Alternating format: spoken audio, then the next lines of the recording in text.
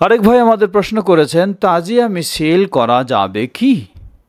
জবাব, তাজিয়া মিছিল কি, কারা করে, কেন করে, এই প্রশ্নগুলি আপনি যদি বোঝেন তাহলে আপনি জবাব দেবেন এটি করা যাবে কি না।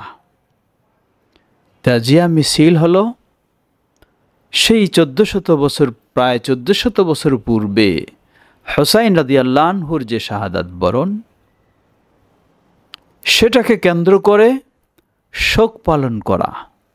এই শোক পালনের উদ্দেশ্যে নিজেকে রক্তাক্ত করা, প্রতীকী একটা ঘোড়া হুসাইন রাদিয়াল্লাহু আনহু সহ অথবা তার প্রতীকী কবর তৈরি করে নিয়ে সেগুলি মিছিল করা, এটি হলো তাজিয়া মিছিল।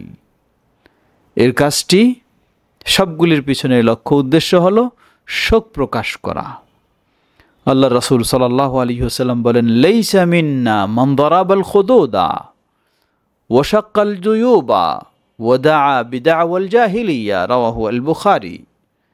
যে ব্যক্তি শোক পালন করতে গিয়ে এইভাবে রক্তাক্ত হবে, গাল চাপড়াবে, বুক চাপড়াবে, কাপড় ছিঁড়বে এবং জাহিলি কর্মকাণ্ডে জড়িয়ে যাবে, লাইসা মিন্না, তারা আমাদের অন্তর্ভুক্ত নয়। কথাটি স্মরণ করবেন, তিনি বলেন লাইসা মিন্না, আমাদের অন্তর্ভুক্ত নয়।